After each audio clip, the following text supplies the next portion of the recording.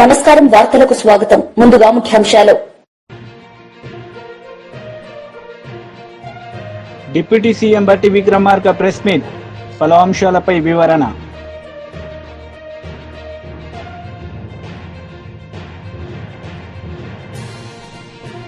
AP home minister Vangalapudi Anitha press meet, పలు అంశాలపై వివరణ.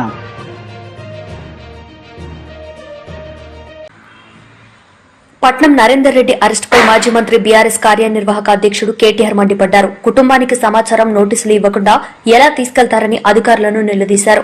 హైదరాబాద్ లోని పార్టీ కార్యాలయంలో ప్రభుత్వ తీరుపై ధ్వజమెత్తారు. ప్రభుత్వ అనాలోచిత నిర్ణయాల వల్ల ప్రజలు ఆగమవుతున్నారని విమర్శించారు. రైతుల ఆక్రందనలపై ముఖ్యమంత్రి రేవంత్ రెడ్డి వెంటనే స్పందించాలని డిమాండ్ చేశారు. సవితక్క, మంచిరెడ్డి కిషన్ రెడ్డి గారు వచ్చి అన్న మరి యూనిట్లు పోతున్నాయని కేసీఆర్ గారికి చెప్పారు. అన్న మరి యూనిట్లు వస్తాయంటున్నారు, రైతులకేమో వాళ్ళ హ్యాపీగా లేరు, పరిహారం విషయంలో కోపంగా ఉన్నారు, ఇంకా పెంచితే బాగుంటుందేమో అంటే కేసీఆర్ గారు నిర్ణయం తీసుకొని 1 ఎకరా భూమి పోతే వాళ్ళకి వెంటనే అక్కడ ప్లాటెడ్ ఏరియా, డెవలప్డ్ ఏరియా, ఒక హౌస్ సైట్ ఇవ్వండి, 1 ఎకరం పోతే 1 గుంటెడు జాగా వెంటనే మంచి డెవలప్డ్ లేఅవుట్లో ఇవ్వండి అంటే అక్క దగ్గరుండి మంత్రిగా అన్నాడు.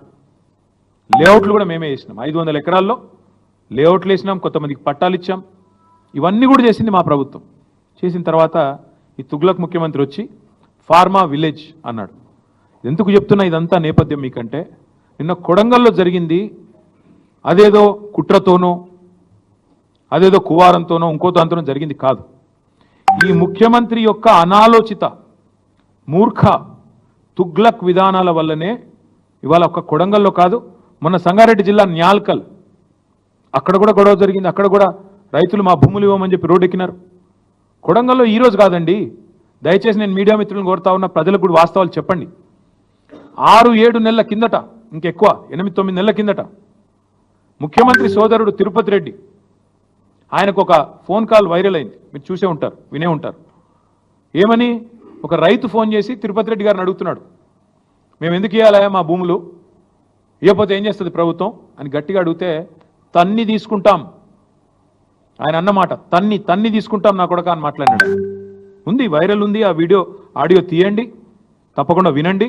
అంటే ఇది 6-7-8 నెలల నుంచి నడుస్తున్న కథ, రగులుతోంది కొడంగల్. మధ్యలో రైతులు ఒక్కసారి కాదు, అన్ని పార్టీల దగ్గర పోయినారు. మా కాడికి కూడా వచ్చినారు, ఇక్కడనే నా దగ్గర కూడా వచ్చి నన్ను కూడా కలిశారు. తర్వాత బీజేపీ ఆఫీస్కి పోయినారు, అందరి దగ్గర పోయినారు, ముఖ్యమంత్రి గారిని కూడా కలిసినారు. కలిసి చెప్పినారు, సార్ ఇది మంచిది కాదు, విరమించుకోండి. మొత్తం లంబాడ రైతులు, అక్కడ గిరిజన రైతులు, గిరిపుత్రులు, వాళ్ళందరూ పోయి అడిగినారు. అడిగితే పట్టించుకోకుండా ఏకపక్షంగా మేమేదో రారాజులం, చక్రవర్తులం, కొడంగల్ ఏదో మా సామ్రాజ్యం, మేము ఏదనుకుంటే అది జరగాల అనే పద్ధతుల్లో ఇవ్వాల మీరు తీసుకున్న అనాలోచిత పిచ్చి నిర్ణయం వల్లనే కొడంగల్ రగులుతున్నది. రోమ్ నగరం తగలబడుతుంటే నీరో చక్రవర్తి ఫిడేలు వాయించిండంట. ఈయన కథ కూడా అట్లే ఉంది. ఇవాళ కొడంగల్లో అగ్గి అంటుకుంటే, కొడంగల్లో ఇవాళ 16 మంది రైతులు జైలుకు పోతే, కొడంగల్ ఎమ్మెల్యే, ఎన్నో ఆశలతో ప్రజలు గెలిపించిన ఎమ్మెల్యే, ముఖ్యమంత్రి అయి మమ్మల్ని ఉద్ధరిస్తారనుకుని గెలిపించిన ఎమ్మెల్యే ఎక్కడున్నాడండి? నాకు అర్థం కాదు. మహారాష్ట్రలో ఢిల్లీ పెద్దలకు మూటలు మోస్తూ వాళ్ళకి ఇవాళ తాబేదారుగా ఇవాళ అక్కడ తిరుగుతూ ఉన్నాడు. నేను అడుగుతా ఉన్నా రేవంత్ రెడ్డిని, సొంత నియోజకవర్గంలో రైతులు ఆందోళన చేస్తుంటే, రైతులు అక్రమ అరెస్టులై జైలుకు పోతుంటే, మా నాయకుడు పట్నం నరేందర్ రెడ్డిని ఇవాళ ఒక టెర్రరిస్ట్ని ఇడ్చుకుపోయినట్టు నేను తెలియక అడుగుతా ఉన్నా. కనీసం వాళ్ళ భార్యకు కాకినాడ పోర్టు నుంచి రేషన్ బియ్యం అక్రమ సరఫరాలో అక్కడి మాజీ ప్రతినిధి ప్రమేయంపై కొన్ని ఆధారాలు దొరికాయని పౌర సరఫరాల శాఖ మంత్రి నాదెండ్ల మనోహర్ వెల్లడించారు. కూటమి ప్రభుత్వం అధికారంలోకి వచ్చాక 60,000 టన్నుల అక్రమ రేషన్ బియ్యాన్ని స్వాధీనం చేసుకున్నామని ఆయన శాసన మండలిలో తెలిపారు. సంవత్సరాల్లో ఊహించని విధంగా రాజకీయ నాయకులు సపోర్ట్ చేశారు, అధికార యంత్రాంగం కూడా దీంట్లో పాల్పడింది. ఆ విధంగా వీళ్ళకి అందుబాటులో ఉన్న ఈ వ్యవస్థను ఉపయోగించుకుని వాళ్ళ స్వార్థాల కోసం కాకినాడ నుంచి ప్రత్యేకంగా ఆఫ్రికా వంటి దేశాలకి వీళ్ళు తరలించి తీసుకెళ్లారు. అధ్యక్ష, మన ప్రభుత్వం వచ్చినాక, కూటమి ప్రభుత్వం వచ్చినాక ఇప్పటి వరకు 1010 కేసులు బుక్ చేసాం అధ్యక్ష. 1010 కేసెస్ 6A కింద 60,051 మెట్రిక్ టన్నులు మన ఆంధ్రప్రదేశ్లో స్వాధీనం చేసుకున్నాం అధ్యక్ష. కాకినాడ విషయానికి వస్తే ప్రత్యేకంగా అక్కడ జరిగిన దాడులు 28 జూను 29 జూన్న మా పౌర సరఫరాల శాఖ నుంచి మా ఎండి గారు, నేను, కలెక్టర్ గారు, జాయింట్ కలెక్టర్ గారు, ఇతర అధికారులు కలిసి 13 మిల్లుల పైన దాడి చేశాం అధ్యక్ష. 13 మిల్లుల్లో కూడా అక్కడ ఖచ్చితంగా ఆధారాలతో సహా మాకు పేద ప్రజలకు అందించాల్సిన ఈ పీడిఎస్ రైస్ అక్కడ నిల్వలు కనబడ్డాయి అధ్యక్ష. ఇందాక నేను సమాచారం అందించినట్టు 51,427 మెట్రిక్ టన్నులు మనం సీజ్ చేశాం అధ్యక్ష ఆ 2 రోజుల్లో. అందులో 26,488 మెట్రిక్ టన్నులు పీడిఎస్ రైస్గా నిర్ధారించడం జరిగింది. కొంతమంది ఇందులో ఈ 13 కంపెనీల్లో కొంతమంది గౌరవ హైకోర్టుని ఆశ్రయిస్తే డబ్ల్యూపీ వేసి హైకోర్టు ఆదేశాల మేరకు నాన్ పీడిఎస్ రైస్ని వాళ్ళని రిలీజ్ చేయమని చెప్పడం జరిగింది. కాకపోతే దానికి బ్యాంక్ గ్యారంటీ తీసుకోమని చెప్పడం జరిగింది అధ్యక్ష. సో ఈ 13 మంది ఎవరైతే బ్యాంక్ని ఆశ్రయించి కేసులు వేశారో 83,73,00,000 వాళ్ళు వెచ్చించి బ్యాంక్ గ్యారంటీ ద్వారా వాళ్ళకి నాన్ పీడిఎస్ రైస్ని మళ్ళీ తిరిగి ఇచ్చేయమని గౌరవ హైకోర్టు ఆదేశాల మేరకు ఆ ప్రక్రియ కొనసాగుతుంది అధ్యక్ష. అంతటితో ఆగలేదు అధ్యక్ష. గౌరవ సభ్యులు ఎంతో ఆవేదనతో చెప్పారు.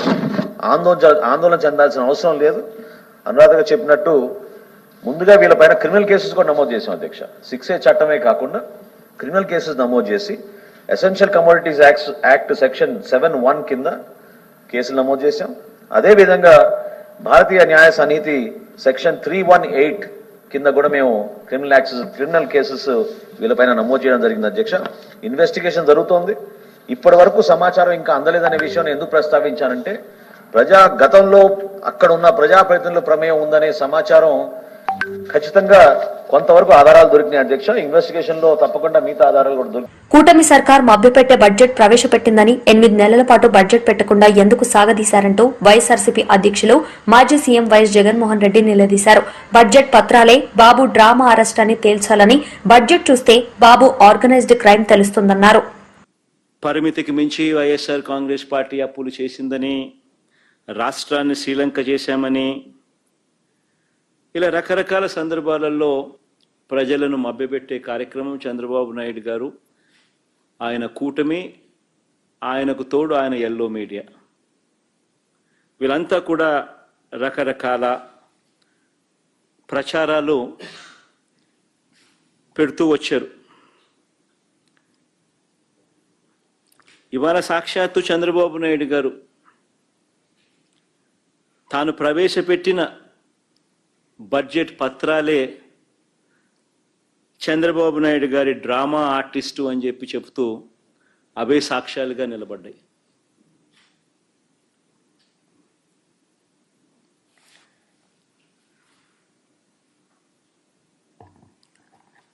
చంద్రబాబు నాయుడు గారు తాను చెప్పిన అబద్ధాలు ఎలా ఉంటాయి అనంటే, ఆర్గనైజ్డ్ క్రైమ్ అనేది చంద్రబాబు నాయుడు ఎలా చేస్తాడు అన్నది నిజంగా ఈ బడ్జెట్ అనేది చూస్తే, తాను ప్రవేశపెట్టిన తీరు చూస్తే ఎవరికైనా కూడా సామాన్యునికి అర్థమవుతుంది. నిజంగా ఒక ఆర్గనైజ్డ్ క్రిమినల్ ఏ మాదిరిగా చేస్తాడు. తానే ఆర్గనైజ్డ్ క్రైమ్లో భాగంగా ఎలా ఉంటుందనంటే, చంద్రబాబు ముందుగా తన చేతిలో ఉన్న తన ఎల్లో మీడియా ద్వారా పదే ఆర్గనైజ్డ్ క్రైమ్ ప్యాటర్న్ చెప్తా ఉన్నా ఎలా ఉంటుందనంటే, తన చేతిలో ఉన్న ఎల్లో మీడియాతో పదే అబద్ధాలు రాయిస్తారు.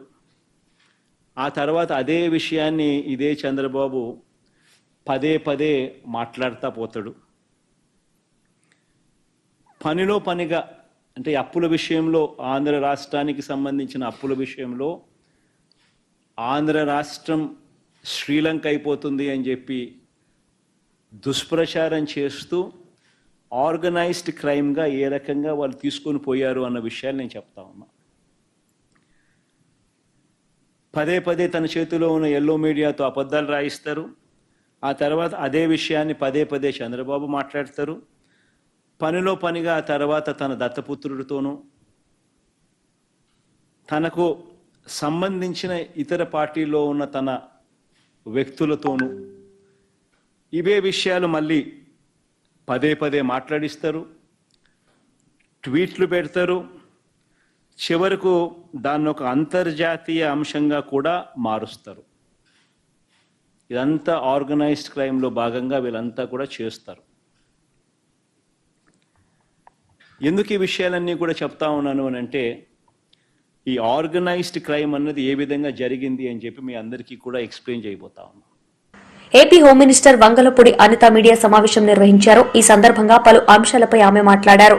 పెడితే ఈ మధ్య కాలంలో ఏదైనా మాట్లాడితే ఇవన్నీ చేసిన వాళ్ళు వీళ్ళు, అంటే సమేక్స్ వీళ్ళందరూ ఆడవుడు ఈ మధ్య మళ్ళా ఇంటూరి రవికిరణ్ వాడు పెట్టిన పోస్టులు చూస్తే నిజంగా సభ్య సమాజంలో ఇలాంటి ఇడియట్స్ ఉండడానికి అవసరమా అనిపించేటట్టుగా ఉంటాయి. అటువంటి వాడు ఆ బోరుగడ్డ అనిల్, ఎలాంటి వాళ్ళకి వీళ్ళు సపోర్ట్ చేస్తున్నారో ఒక్కసారి ఆలోచించండి. ఆ బోరుగడ్డ అనిల్ వీడియోని కొంచెం అవగాహన కలిగిన 5వ తరగతి పిల్లకు 6వ తరగతి పిల్లకు చూపించండి. వాడు మాట్లాడిన మాట కరెక్ట్ అని చెప్తే చెప్పండి, ఒక్కళ్ళతో చెప్పించండి. అలాంటోని వీళ్ళు వెనకేసుకు రావటం, వీళ్ళు వెనకాతలేమో వీళ్ళేమో ఎన్హెచ్ఆర్సీకి పరిగెట్టడం, మళ్ళీ తిరిగి ఇక్కడ మాకు ఎలా జరిగిపోతుంది అలా జరిగిపోతుందని గొగ్గోలు పెడతా ఉంటే ఈరోజు కోర్టు కూడా ముట్టింది. కోర్టు కూడా క్లియర్గానింది. ఎస్, ఆ రోజు వాళ్ళు కూడా బాధితులే, కోర్టులో ఉన్న సంబంధించిన వ్యక్తులు కూడా వాళ్ళు బాధితులే. జడ్జిని కుటుంబ సభ్యుల్ని కూడా నోటుకొచ్చినట్టు మాట్లాడిన సందర్భాన్ని కూడా వాళ్ళు కూడా గుర్తు చేసుకున్నారు. ఇలాంటి ఈడియట్స్ గురించి ఇంతలా మాట్లాడడం ఒక ఎత్తు, వీళ్ళు మళ్ళా బయటకు వచ్చి ఆడపిల్లలకు అన్యాయం జరిగిపోతుంది, లా అండ్ ఆర్డర్ ఇబ్బంది పడిపోతున్నాము, ఆడపిల్లల విషయంలో ఎలా జరిగిపోతుంది అలా జరిగిపోతుందని శవాల దగ్గర గద్దల్లాగా ఎక్కడైనా ఏదైనా జరిగితే పాపం అది ఎందుకు జరిగింది ఎలా జరిగిందని తెలుసుకోకుండా అడిగలు కూర్చుంటున్నారు. రీసెంట్గా తిరుపతిలోని ఒక సంఘటన జరిగింది. ఒక 8వ తరగతి చదువుతున్న ఆడపిల్ల మీద అత్యాచార యత్నం జరిగిందని బయటకు ఏదో ఒక రకంగా ఒకటి వచ్చింది, అంతేనండి, వెళ్ళిపోయారు. అసలు ఏం జరిగింది, అమ్మాయి నిజంగా జరిగిందా, ఏం జరిగింది అన్నది ఏమీ లేదు. చక్కగా వెళ్ళిపోయారు. Chevireddy Bhaskar Reddy and co batch వెళ్ళింది. వెళ్ళి ఏం చేశారు, అక్కడ ఏమీ జరగలేదన్న సంగతి తెలిసి గగ్గోలు పెట్టారు. దానికి ట్విట్టర్లో ఎక్స్లోని కొంతమంది పోస్టులు, జగన్మోహన్ రెడ్డి గారు బయటకు వచ్చి మాట్లాడాలు, ఇంకొక మాజీ మంత్రి ఆవిడొచ్చి మాట్లాడాలు, ఇవన్నీ మాట్లాడడం జరిగింది. ఆఖరికి ఏంటి, మేము బయట పెట్టాలంటే అమ్మాయి చిన్నపిల్ల 18 years లోపు, అక్కడ ఏమీ జరగలేదని డాక్టర్స్ కూడా సర్టిఫై చేశారు. ఆ సర్టిఫికేట్ మేము బయట పెట్టాలంటే 5 నిమిషాల పని, కానీ మేము బయట పెట్టాము. ఎందుకు అంటే ఆ అమ్మాయి చిన్నపిల్ల, పోక్సో చట్టం ప్రకారం అలాంటి బయట పెట్టకూడదు కాబట్టి యాజ్ పర్ లా మేము పెట్టట్లేదు. బట్ ఎవరైతే ఈ సబ్జెక్ట్ని ఎవరైతే న్యూస్లోని చాలా స్ప్రెడ్ చేశారో వాళ్ళందరి మీద కూడా కేసులు ఫైల్ చేస్తాం.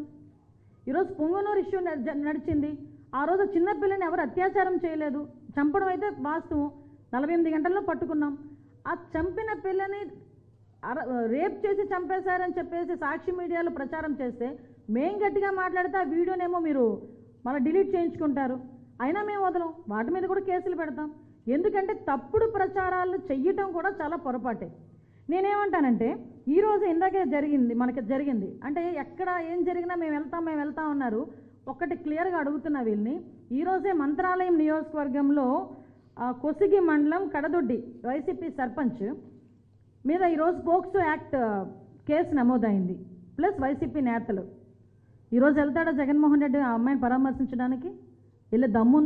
పరామర్శించడానికి దమ్ముందా? ఒక 8వ తరగతి చదువుతున్న ఆడబిడ్డ వాళ్ళ తండ్రి లేని సమయంలో వెళ్ళి అమ్మాయి మీద అత్యాచార యత్నం చేయబోతుంటే అమ్మాయి అరిచిన అరుపులకి చుట్టుపక్కల వాళ్ళు వచ్చి కూర్చొని పెడితే ఎస్ఏఏపీ చైర్మన్ అనిమిని రవినాయుడు మీడియా సమావేశం నిర్వహించారు. ఈ సందర్భంగా ఆయన మాట్లాడుతూ యువత అభివృద్ధికి బాటలు వేస్తుందని కూటమి ప్రభుత్వమని తెలిపారు. పోలీస్, డిఎస్సీ ఉద్యోగాలపై ఆయన మాట్లాడారు. పరిశ్రమలన్నీ వెనక్కి వెళ్ళిపోయాయి. ఈరోజు చంద్రబాబు నాయుడు గారు ముఖ్యమంత్రి అయిన తర్వాత ఆ పరిశ్రమలన్నీ మళ్ళీ రాష్ట్రానికి రావడానికి మొదలుపెట్టాయి. ఒక్కరోజు అమెరికా పర్యటనకి వెళ్ళిన లోకేష్ గారు ఏం చేస్తారని చెప్పి మేము చూసినప్పుడు దిగ్విజయ యాత్రలాగా ఆ 10 రోజులు ప్రతిరోజు చూస్తే ప్రపంచంలో నెంబర్ 1 కంపెనీలన్నీ ఏవైతే ఉన్నాయో అసలు ఆ కంపెనీలు దగ్గరికి ఒక ఐటీ శాఖ మంత్రి వెళ్ళగలుగుతారా అనే పరిస్థితిలో మేము ఆలోచిస్తున్న యువత ప్రతి కంపెనీకి వెళ్ళి మన యొక్క భవిష్యత్తు కోసం యువత బంగారు బాట, వాళ్ళ జీవితాలు బంగారు బాట వైపు మళ్ళించాలనే ఉద్దేశంతో ఆయన అన్ని కంపెనీల దగ్గర వెళ్ళి రిక్వెస్ట్ చేయడంతో పాటు ఆ కంపెనీలన్నీ ఈ రాష్ట్రం వైపు వచ్చేలాగా చొరవ తీసుకునే విధంగా లోకేష్ గారు ప్రయత్నం చేశారు. ఆయనకి హ్యాట్స్ ఆఫ్ చెప్తున్నాం, ఆయనకి కృతజ్ఞతలు చెప్తున్నాం. మా కోసం, మా భవిష్యత్తు కోసం, యువత భవిష్యత్తు కోసం, విద్యార్థుల భవిష్యత్తు కోసం ఆయన పడిన శ్రమ వర్ణనారహితం. గతంలో ఐటీ శాఖ మంత్రిగా పనిచేసిన వాళ్ళు కోడిగుడ్డు కథలు చెప్పుకున్నారు.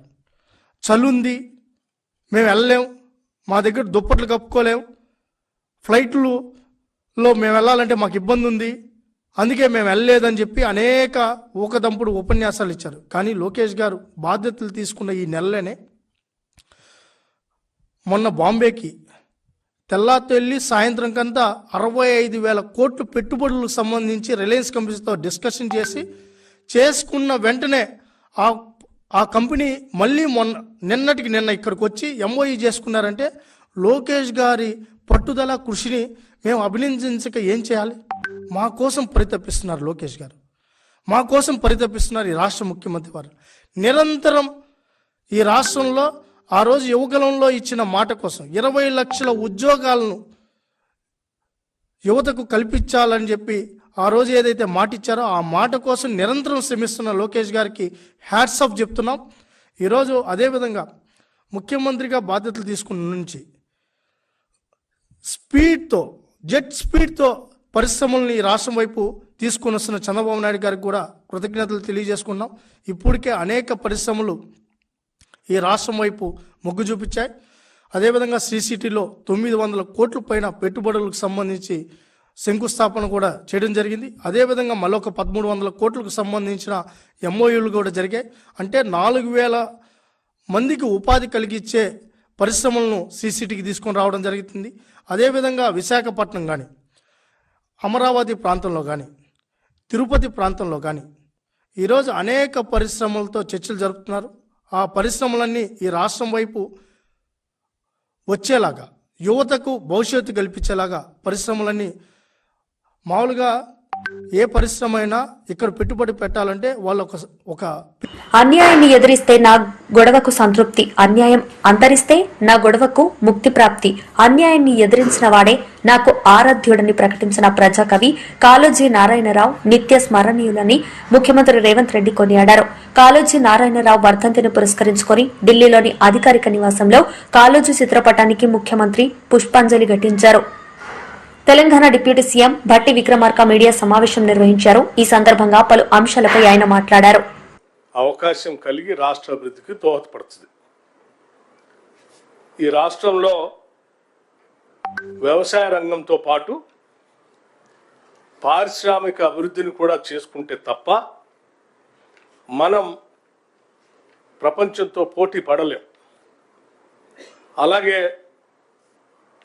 కోరి కొట్లాడి తెచ్చుకున్నది కూడా ఈ రాష్ట్రంలో ఉన్నటువంటి యువతీ యువకులకి ఉద్యోగ అవకాశాలు పెద్ద ఎత్తున కల్పించుకోవటం కోసం.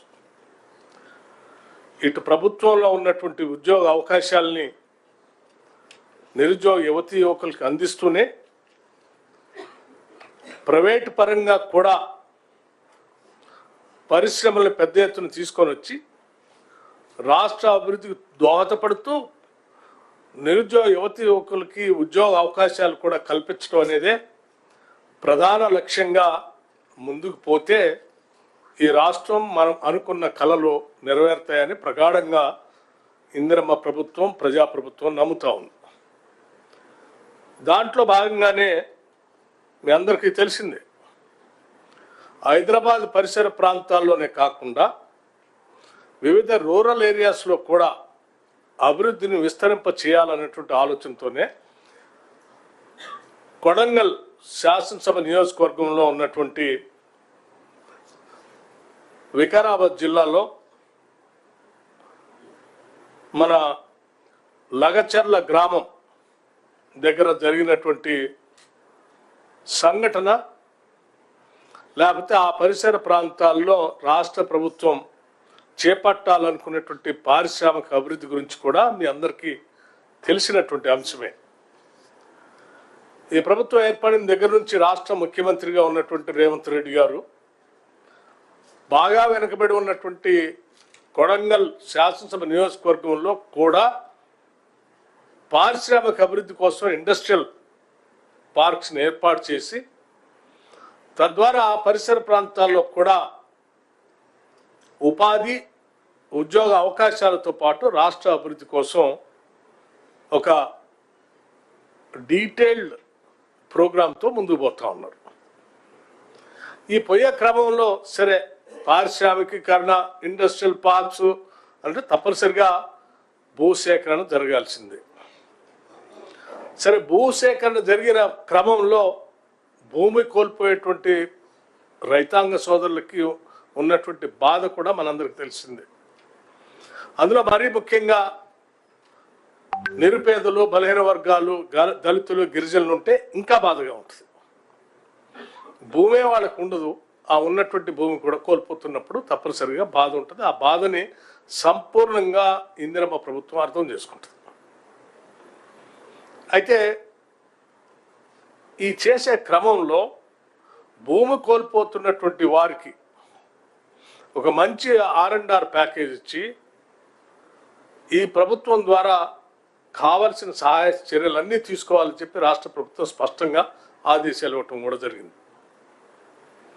భూమి కోల్పోతున్నటువంటి వాళ్ళకి మెరుగైనటువంటి ప్యాకేజ్ ఇవ్వటమే కాకుండా అక్కడ వచ్చేటువంటి పరిశ్రమలో వాళ్ళకి ఉద్యోగ అవకాశాలు కూడా వచ్చేటట్టుగా చేసే ఏర్పాట్లు కూడా చేయటం జరిగింది. అప్పటి వరకు కూడా ఖాళీగా ఉండకుండా ఆయా కుటుంబాలకు సంబంధించిన నిరుద్యోగ యువతి యువకులు ఎవరైనా ఉంటే వాళ్ళందరికీ ప్రత్యేకంగా తర్ఫీదు ఇచ్చి బీజేపీ ఓబీసీ మోర్చా రాష్ట్ర అధ్యక్షుడు G Anand Goud press meet నిర్వహించారు. ఈ సందర్భంగా మంత్రి పొన్నం ప్రభాకర్ చేసిన వ్యాఖ్యలపై ఆయన స్పందించారు. మంత్రిపై విమర్శలు చేశారు. బీజేపీని దానికి ఎట్లా ముడిగడతారో నాకు చెప్పండి. లక్ష్మణ్ గారు బీసీ ఉండి మాట్లాడు, బీసీకి వ్యతిరేకంగా లక్ష్మణ్ అన్న బీసీ ఓబీసీ మోర్చా రాష్ట్ర అధ్యక్షుడు అయిన తర్వాత బీసీ కమిషన్కు చట్టబద్ధత తెచ్చింది నరేంద్ర మోడీ గారు. ఉన్నత విద్యలో 27% తీసుకొచ్చింది నరేంద్ర మోడీ ప్రభుత్వం. పిఎం విశ్వకర్మ ద్వారా ఇలా అనేక 16 కులాలకు వివిధ రకాల వాళ్ళకు శిక్షణ ఇచ్చి వాళ్ళకు బ్యాంకుల ద్వారా రుణాలు ఇప్పించి ఇప్పటికే దేశంలో అనేక మందికి కుల వృత్తుల వరకు ఆర్థికంగా సాయం చేసి వాళ్ళు ఆర్థికంగా బలపడాలని చెప్పి ముందుకు తీసుకుపోతున్నది బీజేపీ పార్టీ. మళ్ళీ అంటాడు కిషన్ రెడ్డిని బీసీని తీసేసి కిషన్ రెడ్డిని ఎట్లా అధ్యక్షం చేసినట్టే. మీరెవరు పార్టీ విషయాలు అడగడానికి?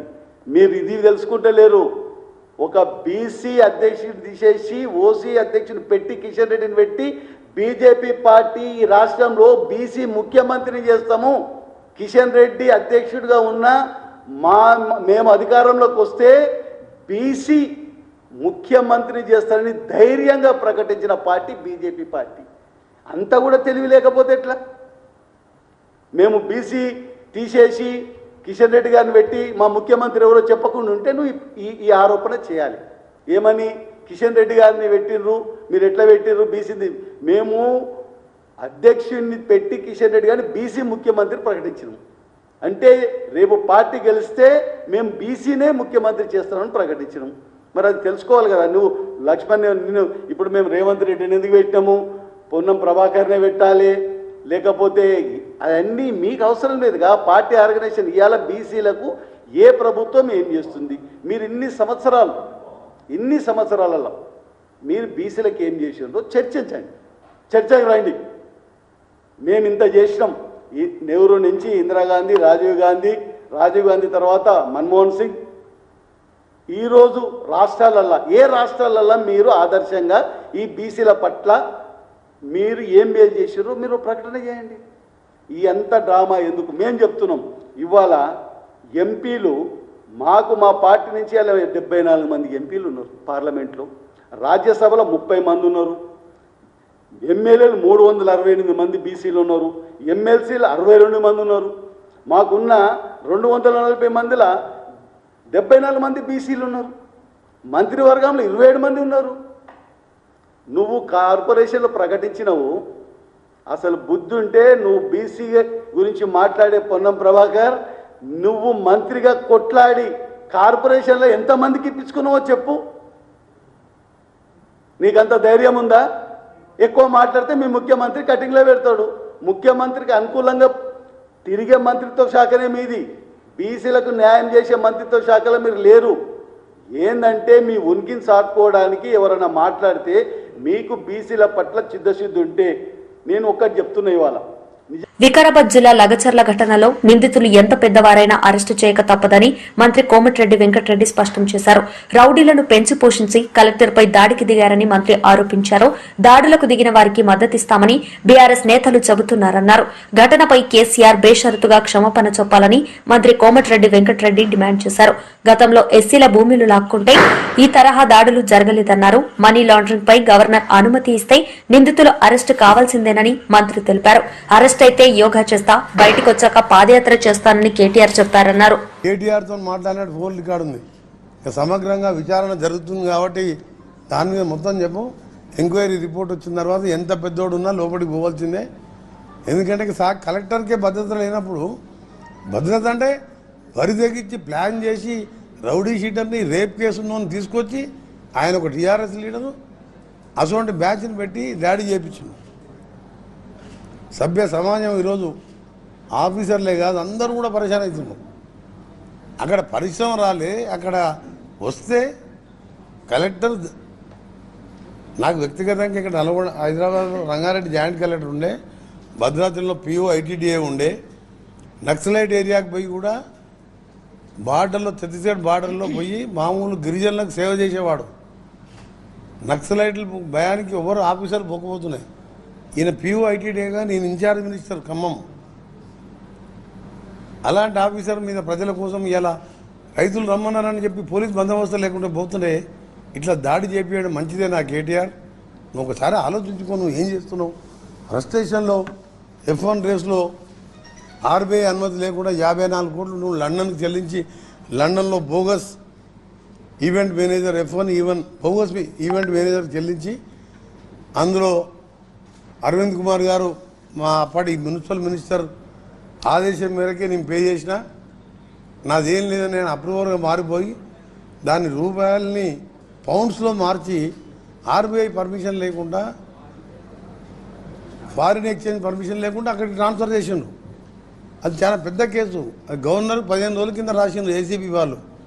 రేపు మాపో గవర్నర్ పర్మిషన్ ఇస్తే అందులో ఉన్న అరవింద్ కుమార్ కానీ దానికి ఇన్స్ట్రక్షన్ ఇచ్చిన వాళ్ళందరూ కేటీఆర్ అయినా ఎవరైనా అందరూ అరెస్ట్ కావాల్సిందే. అది కేటీఆరే చెప్పిండు. వార్తలు ముగించే ముందు ముఖ్యాంశాలు మరోసారి. డిప్యూటీ సీఎం బట్టి విక్రమార్క ప్రెస్ మీట్, పలు అంశాలపై వివరణ.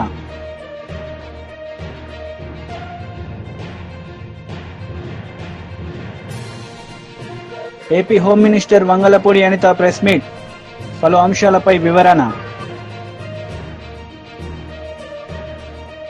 ఈ వార్తలు ఇంతటితో సమాప్తం. తిరిగి ప్రసారమయ్యే వార్తల్లో మళ్ళీ కలుద్దాం. అంతవరకు సెలవు. నమస్తే.